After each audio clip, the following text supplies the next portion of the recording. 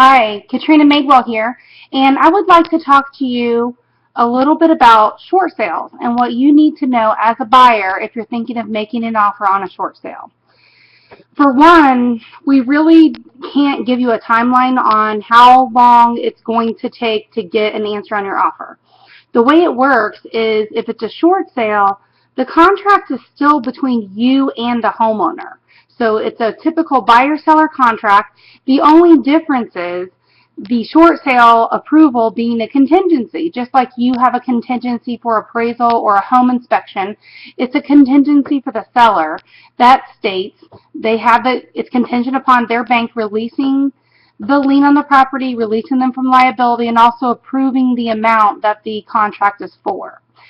Secondly, usually, for all parties and all fairness involved, the seller's going to take their home off the market, okay? So for them to actually take it off the market with your contract, not put any other offers or people they're interested in place and submit that offer to the bank, they want to make sure they have a ready, willing, interested buyer that's going to hang on for at least 90 days, okay?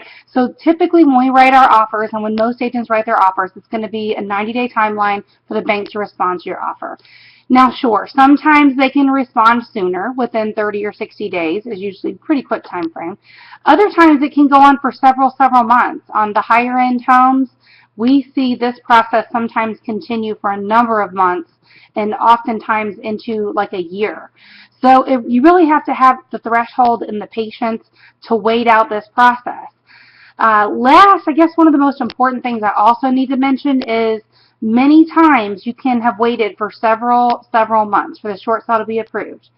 And a lot of times these banks we're seeing, they come back and they counter offer at either a higher price that's substantially higher, maybe several thousand of dollars.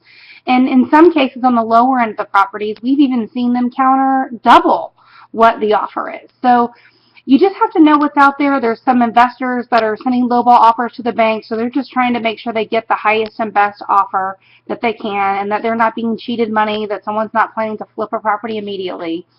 So that's kind of what they're looking to do, is just get the highest and best offer for their loan because they're trying to minimize their losses for the bank. It's their job as an asset manager or a person that protects the bank's interest. So just trying to give you a little bit of an insight on what it looks like from the seller side as well as on the bank side. So just remember, it's a typical contract between you and seller, just a contingency from the bank to get that lien released. If you have any more questions or you want some additional information regarding this topic, I'm happy to answer this for you as well as many of your other real estate questions. And you can reach us on our office line, 813-936-2302. Or feel free to reach out to us by email at tampahometalk@gmail.com. Thanks a lot. Bye for now.